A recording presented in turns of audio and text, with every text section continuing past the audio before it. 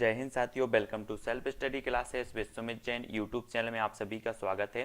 दोस्तों, आज की इस वीडियो में हम पढ़ने वाले हैं एनसीईआरटी पाठ्य पुस्तकों पर आधारित जो है विस्तृत अध्ययन और उसके बाद जो है अभ्यास प्रश्न। ठीक है, ये हमारा 5वां पार्ट है।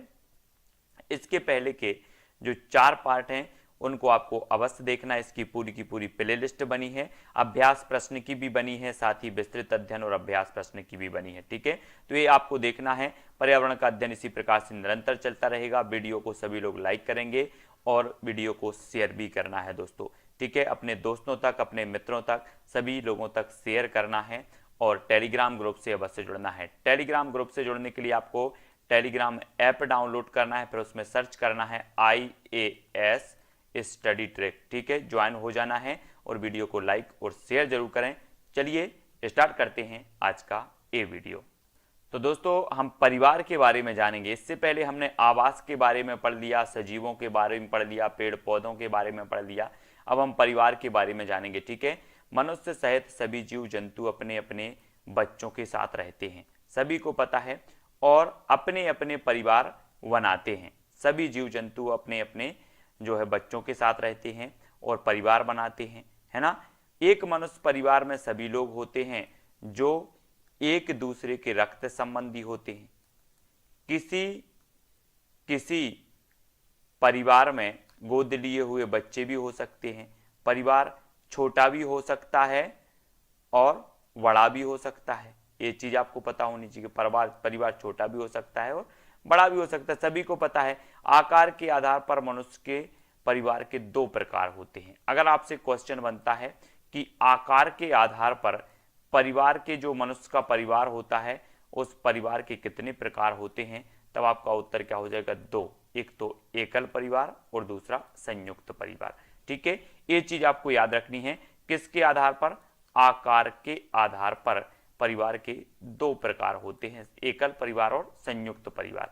तो सबसे पहले दोस्तों हम एकल परिवार को जानेंगे। इस तरह के परिवार में क्या होता है? माँ बाप, बच्चे होते हैं। ठीक है, यह छोटा परिवार होता है। तो ये सामान्य सा है एकल परिवार। संयुक्त परिवार की बात कर लो, इस तरह के परिवार में दादा दादी, चाचा, बुआ, है ना, ताऊ ताई, माँ बाप और जो है बच्चे होते हैं। ये किस प्रकार का होता है? संयुक्त परिवार का। अगर आपसे पूछ लिया जाए कि ऐसा परिवार जिसमें दादी दादा, चाचा, बुआ, ताऊ, माँ बाप, बच्चे रहते हैं, उस परिवार को क्या कहते हैं? तब आपका उत्तर क्या होगा? संयुक्त परिवार कहते हैं। ठीक है, नाना, मामा, मौसी, ये सभी रहते हैं। ठीक है, और किसी एक परिवार को एक पेड़ के रूप में दर्शाया जा सकता है। एक क्वेश्चन आपसे पूछा जाता है दोस्तों, जैसे पारिवारिक वृक्ष कहते हैं, है ना। एक परिवार को किस रूप में दर्शाया जा सकता है? पारिवारिक वृक्ष के रूप में दर्शाया सकता है। ये चीज आपको याद रखनी है। यहाँ पर हम देख लेते हैं, ये पारिवारिक वृक्ष है और पारिवारिक वृक्ष है। तो सबसे पहले एकल परिवार को देखेंगे जिसमें माँ बाप और बड़ा बच्चा और छोटा बच्चा इस प्रकार से होते। ये क्या है? एकल परिवार है। ठीक है, बात कर लेते हैं दोस्तों संयुक्त परिवार की। संयुक्त परिवार में दादा दादी, है ना। अब दादा दादी के ताऊ ताई, माँ बाप, चाचा चाची और यहाँ पर बुआ। तो ठीक है, इनके बच्चे हो जाएंगे और ये बच्चे हैं इनके, चाचा चाची ये भी बच्चे हैं और बुआ है। नाना नानी के में देखेंगे तो इनके मामा मामी, बच्चे, माँ बाप, मौसी, ये बच्चे आ जाएंगे। ठीक है, तो ये क्या हो जाते हैं? संयुक्त परिवार हो जाते हैं। और एकल परिवार, संयुक्त और एकल परिवार तो आप समझ गए हैं। अब इसके बाद में देख लेते हैं और भी महत्वपूर्ण चीजें। परिवार बदलते रहते हैं, अर्थात परिवार के सदस्यों की जो संख्या है वो क्या होती रहती है? कम भी हो सकती है और बढ़ भी हो सकती है। ठीक है, परिवार के किसी सदस्य की मृत्यु हो जाती है या फिर किसी सदस्य की शादी हो जाती है तो भी कम और ज़्यादा, या फिर किसी सदस्य का जन्म होता है परिवार में तो परिवार की जो सदस्यों की संख्या वो कम या ज़्यादा होती रहती है। ठीक है, जब परिवार का कोई सदस्य चला जाता है या फिर किसी सदस्य की मृत्यु हो जाती है तब, या फिर परिवार विघटित हो जाता है, संख्या कम हो जाती है, जब परिवार में कोई सदस्य आ जाता है या फिर किसी बच्चे का जन्म हो जाता है तब भी संख्या क्या होती है? बढ़ जाती है ना। या फिर परिवार का विघटन हो जाता है, जैसे एकाकी परिवार का निर्माण होता है तब भी परिवार के सदस्यों की संख्या कम हो जाती है। एक परिवार के सदस्यों के बहुत से गुण एक जैसे हो सकते हैं, है ना, जैसे नाक, आंख, रंग, वाल, ठीक है, और आवाज, हंसी, छींक, उंगलियां, हाव भाव आदि। ये जो गुण हैं बच्चों में उनके माँ बाप से आते हैं, और माँ बाप जो है, माँ बाप से बच्चों में गुणों के स्थानांतरण को क्या कहते हैं? आनुवांशिकता कहते हैं। ये चीज आपको याद रखनी है, ठीक है। आनुवांशिकता के बारे में देखें, ऑस्ट्रिया के ग्रेगोर जॉन मेंडल, जिनका जन्म हुआ था 1822 में, ठीक है, इन्होंने आनुवांशिकता का, इन्हें जनक कहा जाता है। अगर आपसे कभी पूछा जाए कि आनुवांशिकता का जनक किसे कहा जाता है, तब आपका उत्तर होगा ग्रेगोर जॉन मेंडल।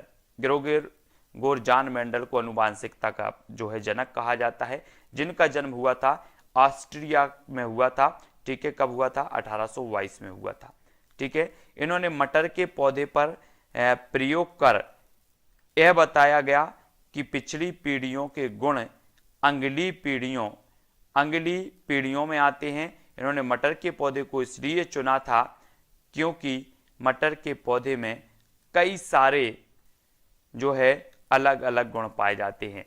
तो इसलिए आपको याद रख लेनी है कि ग्रेगोर जॉन मेंडल को आनुवांशिकता का पिता कहा जाता है, और इन्होंने मटर पर प्रयोग किया था, मटर के पौधे पर प्रयोग किया था। ये चीज भी आपको याद रखनी है, ठीक है।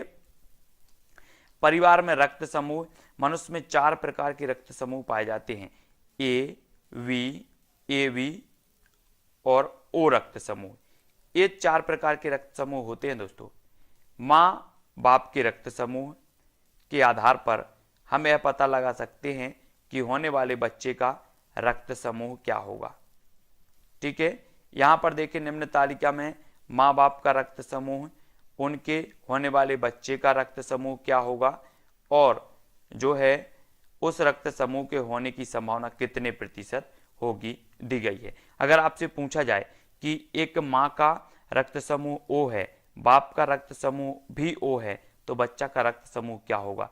तो यहाँ पर 100% है कि बच्चे का रक्त समूह भी ओ ही होगा, ठीक है, याद रख लेना। अगर एक माँ का रक्त समूह ओ है, बाप का ए है, तो बच्चे का रक्त समूह क्या होगा? तो 50% ओ की संभावना है और 50% ए की संभावना है, ठीक है। और भी देख लेते हैं यहाँ कि एक माँ का रक्त समूह ओ है और बाप का बी है, तो 50-50% ओ और बी के चांस होंगे, है ना। और यहाँ पर ओ या ए बी है तो 50% जो है आपके क्या हो जाएंगे? 50-50% इसके चांस होंगे, ठीक है। और अगर आपका ए और ए है तो यहाँ पर आपकी हो जाएगी कि अगर माँ का भी ए है और बाप का भी ए है, पिता का ए है, तो 66% होता है कि ए बच्चे का होगा और 33% होता है कि बच्चे का ओ होगा। तो इस प्रकार से ये रक्त समूह है दोस्तों, है ना, ए और B, A B, B B, A B. तो इस प्रकार से एक क्वेश्चन अगर आपसे पूछ लिया जाता है तब आप इसके लिए भी रक्त समूह के लिए आपको तैयार रहना है। प्रत्येक परिवार के घर के नियम अलग अलग होते हैं। कुछ परिवार दूसरे परिवारों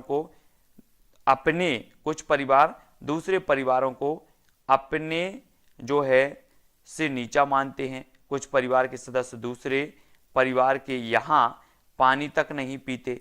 यही ऊंच नीच की भावना होती है। कुछ परिवार में लड़के और लड़कियों के लिए जो है अलग अलग नियम होते हैं। जो छूट लड़कों की मिलती है वह लड़कियों को नहीं मिलती। यही लैंगिक विभेद है, ऊंच नीच की भावना, है ना।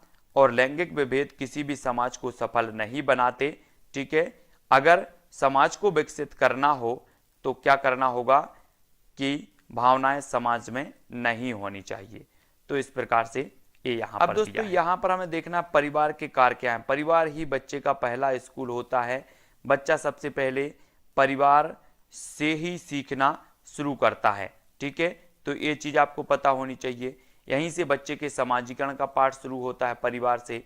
परिवार बच्चे के विकास में मदद करता है। यह माना जाता है कि जैसा परिवार होगा वैसे ही बच्चे का विकास होगा। परिवार के से बच्चे खुशी मनाना और दुख बांटना सीखते हैं। परिवार से बच्चे अपनी संस्कृति को सीखते हैं। परिवार से बच्चे मिलजुल कर रहना सीखते हैं। भारत में लड़कों की शादी की न्यूनतम उम्र जो है 21 वर्ष और लड़कियों की शादी की न्यूनतम उम्र कितनी है, 18 वर्ष है। ठीक है, ये चीज़ याद रखनी है। तो यहाँ पर हमने परिवार के बारे में जाना दोस्तों कि परिवार क्या है, परिवार के विभिन्न नियमों के बारे में जाना, परिवार के प्रकारों के बारे में जाना, परिवार आकार के आधार पर परिवार के प्रकार जाने और परिवार भी अपन ने देखे यहाँ पर। अब हमें यहाँ पर देखना है कुछ अभ्यास प्रश्न कि कितने प्रकार के परिवार होते हैं। अगर आपसे सबसे पहले ये प्रश्न पूछ लिया जाए तब आपका उत्तर क्या होगा, 1 प्रकार के, 2 प्रकार के, 3 प्रकार के या फिर 4 प्रकार के। तब आपको आंसर बताना है कि जो परिवार होते हैं वो कितने प्रकार के होते हैं और आपका बिल्कुल जो सही आंसर होगा वो होगा 2 प्रकार के, एकाकी और संयुक्त। ठीक है, जिस परिवार में दादा दादी, चाचा चाची, ताई बुआ, माँ बाप और बच्चे रहते हैं उस परिवार को क्या कहा जाता है, उस परिवार को कहा जाता है दोस्तों। सभी लोगों का आंसर आने चाहिए फटाफट से और उत्तर आपका हो जाएगा वी यानी कि संयुक्त परिवार। ठीक है, किसी परिवार को दर्शाया जाता है, कैसे दर्शाया जाता है, पारिवारिक वृक्ष से, पारिवारिक चार्ट से, पारिवारिक पाई चार्ट से या किसी से भी। तो किसी परिवार को दर्शाया जाता है तो कैसे दर्शाया जाता है, तब आपका उत्तर क्या होगा, पारिवारिक वृक्ष से, यानी कि जो ए नंबर है वो यहां पर सही होगा। आनुवांशिकता का जनक किसे कहा जाता है, चार्ल्स डार्विन को, अरस्तु को, ग्रेगोर जॉन मेंडल को या फिर अलेक्जेंडर फ्लेमिंग को। तो आपका उत्तर क्या होगा, ग्रेगोर जॉन मेंडल, यानी कि विकल्प नंबर जो आपका डी है वो यहां पर सही हो जाएगा। ठीक है, अगर मां का रक्त समूह ओ है और बाप का भी रक्त समूह ओ है तो बच्चे का रक्त समूह होगा कितना होगा, यहां पर हमने रक्त समूह पढ़ा है। प्रश्न क्रमांक 5 का उत्तर बताना है और 5 का उत्तर क्या होगा, 100% बच्चे का रक्त समूह भी क्या होगा, ओ ही होगा। ठीक है, ग्रेगोर जॉन मेंडल ने अपना प्रयोग किस पर किया था, मूंग पर, मटर पर, चना पर या फिर मक्का पर। आनुवांशिकता के पिता कहे जाते हैं, जनक कहे जाते हैं ग्रेगोर जॉन मेंडल और उन्होंने अपना जो प्रयोग किया था वो किया था दोस्तों मटर, यानी कि जो विकल्प नंबर आपका सी है वो यहां पर बिल्कुल सही हो जाएगा। ठीक है, अगला क्वेश्चन आपको बताना है कि अगर मां का रक्त समूह ए है और पिता का बी है तो बच्चे के रक्त समूह ए बी हो सकते हैं, कितने प्रतिशत होगी, इसकी संभावना कितने प्रतिशत होगी, आपको बताना है, संभावना बताना है कितने प्रतिशत होगी। प्रश्न क्रमांक 7 का आंसर होगा 25%। कितने प्रतिशत होगी, 25%, यानी कि बी नंबर आपका यहां पर सही होगा। ठीक है, निम्न में से कौन सा कथन सत्य है, सभी परिवारों के नियम एक जैसे होते हैं, माँ बाप के बच्चों में गुणों के स्थानांतरण को आनुवांशिकता कहते हैं, एक परिवार के सदस्यों की संख्या कभी घट बढ़ नहीं सकती, या फिर बच्चा स्कूल में सब कुछ सीखता है। 8 का उत्तर बताना है और 8 का बिल्कुल सही आंसर क्या हो जाएगा, तब अधिकांश लोगों ने उत्तर बताया है वी, यानी कि माँ बाप से बच्चों में गुणों के स्थानांतरण को आनुवांशिकता कहते हैं और वी नंबर बिल्कुल सही होगा। ग्रेगोर जॉन मेंडल ने अपना प्रयोग मटर पर क्यों किया था, क्योंकि यह सब जगह पाया जाता है, क्योंकि यह एक पौधा है, क्योंकि इसमें कई सारे गुण पाए जाते हैं, उपरोक्त सभी। तब आपका प्रश्न क्रमांक 9 का जो उत्तर हो जाएगा, क्योंकि इसमें क्या होते हैं, कई सारे गुण पाए जाते हैं और सी नंबर विकल्प आपका बिल्कुल सही होगा। ठीक है, अगला क्वेश्चन है, लड़कों और लड़कियों के लिए अलग अलग नियमों से कौन सी भावना पनपती है, ऊंच नीच की भावना, लैंगिक विभेद की भावना, उक्त दोनों या फिर दोनों में से कोई नहीं। लड़कों और लड़कियों के लिए अलग अलग नियमों में कौन सी भावना पनपती है, तब आपका उत्तर क्या हो जाएगा दोस्तों, उत्तर हो जाएगा बी, यानी कि लैंगिक विभेद की भावना, और वी नंबर यहां पर बिल्कुल सही है। ठीक है, बी जिन्होंने भी बताया उनका आंसर बिल्कुल राइट हो जाएगा। अगला क्वेश्चन देख लेते हैं कि बच्चे को समाजीकरण का पाठ कहां से प्राप्त होता है। ये क्वेश्चन पूछा गया है, ये जितने भी क्वेश्चन हैं ये किसी ना किसी टेट एग्जाम में पूछे गए हैं। तो आपको पता है कि बच्चे का जो समाजीकरण का पहला पाठ प्राप्त होता है वो कहां से होता है, परिवार, यानी कि जो ए नंबर है वो यहां पर बिल्कुल सही होगा। एकल परिवार से तात्पर्य है तो क्या तात्पर्य है? वर्ष 1950 के बाद बना परिवार, परिवार जिसमें माता पिता एवं उनके बच्चे, संपूर्ण परिवार जिसमें बच्चे, उनके माता पिता एवं दादा दादी, या फिर केवल पति पत्नी। तो एकल परिवार से क्या तात्पर्य है? प्रश्न क्रमांक है आपका 2 और 2 का उत्तर यहां पर आपको बताना है।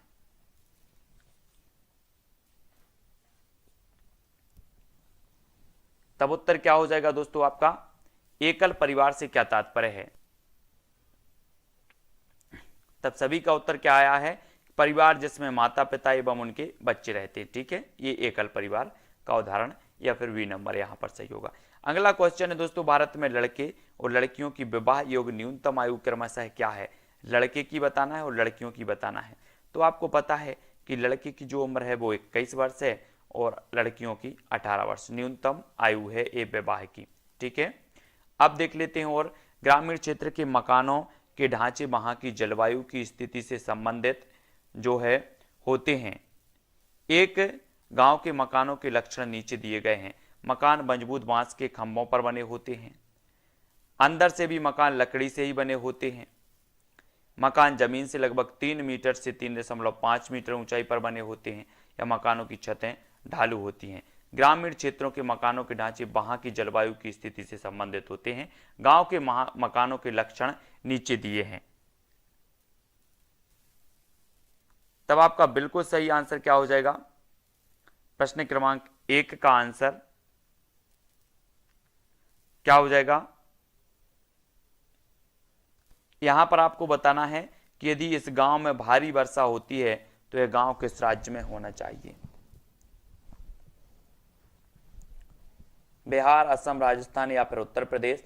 तो हमने पढ़ा है, क्या पढ़ा है कि असम में भारी वर्षा के कारण जो है मकान लकड़ी के होते हैं, बांस के खंभों पर बनाए जाते हैं। ठीक है, 3 से 3.5 मीटर की ऊंचाई पर होते हैं। जिसकी जो छतें होती हैं वो ढालू होती हैं, यानी कि असम में पाए जाते हैं। ठीक है, बी नंबर। निम्न में से कौन सा कीट मधुमक्खियों की भांति कॉलोनी या फिर बस्ती में जो है एक साथ नहीं रहता? तो एक साथ नहीं रहता तो कौन सा नहीं रहता? मकड़ी, ततैया, दीमक या फिर चींटी? तो प्रश्न क्रमांक 2 का उत्तर हमें बताना है।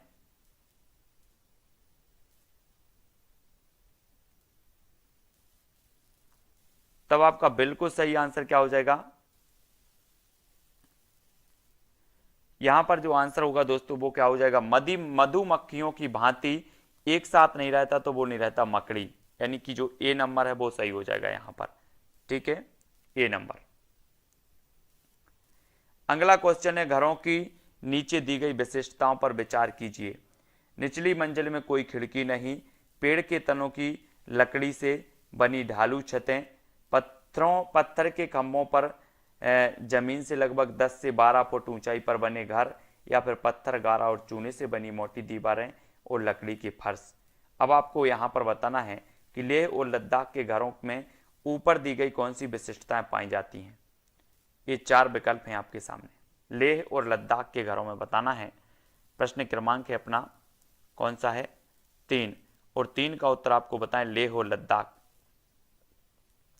पूछा गया है क्वेश्चन। और विकल्प नंबर जो सी है ADE, निचली मंजिल में कोई खिड़की नहीं। ठीक है, पत्थर, गारा और चूने से बनी मोटी दीवारें और लकड़ी के फर्श, ये जो हो जाएगा ये विशिष्टताएं इसमें पाई जाती हैं। ADE, सी नंबर आपका सही होगा। निम्नलिखित का अध्ययन कीजिए। कौवा पेड़ की ऊंची डाल पर अपना घोंसला बनाता है। इस घोंसले को बनाने में जो है कई प्रकार की क्या है चीजें, यहां तक कि लकड़ी, शाखाएं, लोहे के तार भी होते हैं। एक चालाक पक्षी भी अपना घोंसला नहीं बनाता और कौवे के घोंसले में अंडे दे देता है। बेचारा कौवा अपने अंडों के साथ इन अंडों को भी सेता है। वह पक्षी कौन सा है? आपको बताना है। कलचिड़ी, कोयल, बसंत गौरी या फिर शकर खोरा? अब आपका जो सही उत्तर हो जाएगा दोस्तों वो कौन सा हो जाएगा? कौन होगा? कोयल। कोयल यानी कि सी नंबर। कोयल अपना घोंसला भी नहीं बनाती और अपने जो अंडे देती है वो कौवे के घोंसले में देती है और कौवा इसको सेता है ना? तो आपका जो सी नंबर है वो बिल्कुल सही होगा। अगला क्वेश्चन है, एस्किमो अपने घर इग्लू का निर्माण बर्फ से करते हैं। इसका क्या कारण है? क्या कारण है आपको बताना है। बर्फ ठंडी हवा और पानी को अंदर नहीं आने देता। बर्फ की दीवारों के बीच मौजूद हवा अंदर की गर्मी को बाहर जाने से जो है रोकती है।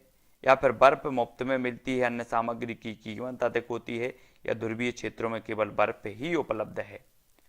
तब आपको बताना एस्किमो जनजाति का प्रश्न क्रमांक 5 का उत्तर क्या होगा। एस्किमो जनजाति के आपने घर देखे हैं, और 5 का उत्तर हो जाएगा कि बर्फ के दीवारों के बीच मौजूद हवा अंदर की गर्मी को बाहर जाने से रोकती है, और बी नंबर आपका यहाँ पर बिल्कुल सही होगा।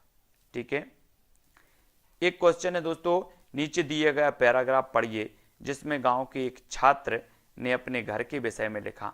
क्या लिखा है देखो, कि मैं गांव से आया हूं, हमारे गांव में अत्यधिक वर्षा होती है, इसलिए हमारे घर धरती से लगभग जो है 10 से 12 फुट 3 से 3.5 मीटर ऊंचे बने होते हैं। इसमें मजबूत बांस के खंभों पर जो है बनाया जाता है। ये घर अंदर से भी लकड़ी के बने होते हैं। यह गांव होना चाहिए, कहाँ होना चाहिए। प्रश्न क्रमांक अपना 6 का उत्तर है, पूछा गया है क्वेश्चन प्रश्न क्रमांक 6 का, और 6 का आंसर आपका जो हो जाएगा ये कहाँ होना चाहिए, असम। असम यानी कि डी नंबर आपका यहाँ पर बिल्कुल सही होगा। ठीक है, कोई पक्षी पेड़ की ऊंची डाल पर अपना घोंसला बनाता है। ठीक है, यह पक्षी हो सकता है, तो ऊंची डाल पर बनाता है वो पक्षी कौन सा है। प्रश्न क्रमांक 7 का आंसर क्या होगा, सी। ऊंची डाल पर बनाता है तो सी, और ऊंचे पेड़ पर बनाता है तो चील होगा। ठीक है, तो यहां पर सी होगा। निम्नलिखित में से लेह और लद्दाख के मकानों की विशेषताएं चुनिए। लेह और लद्दाख,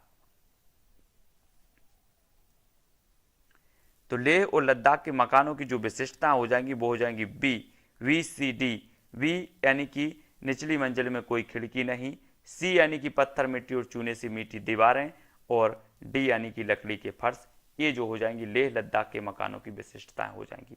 निचली मंजिल में कोई खिड़की नहीं, पत्थर मिट्टी चूने से बनी मोटी दीवारें और लकड़ी के फर्श होते हैं। ठीक है, ग्रामीण क्षेत्रों में गाय के गोबर से झोपड़ी की दीवारें और फर्श को किया जाता है, लीपा जाता है। उन्हें चिकना और साफ बनाने के लिए, खुरदरा बनाकर घर्षण बढ़ाने के लिए, या फर्श को प्राकृतिक रंग देने के लिए, या कीड़ों को दूर रखने के लिए। तब सभी लोगों को पता है उत्तर आपका क्या हो जाएगा, ग्रामीण क्षेत्रों में। उत्तर हो जाएगा दोस्तों विकल्प नंबर डी आपका बिल्कुल सही है। ठीक है, एक पुरुष जिसका रक्त समूह ओ है और ए रक्त समूह वाली स्त्री से जो है शादी करता है, उसके पहले बच्चे के रक्त समूह ओ होने की संभावना है तो कितनी है। जल्दी से बताएं प्रश्न क्रमांक 10 का आंसर। तो उसके पहले बच्चे के रक्त समूह ओ होने की जो संभावना है वो 50% है, यानी कि ए नंबर आपका बिल्कुल सही हो जाएगा।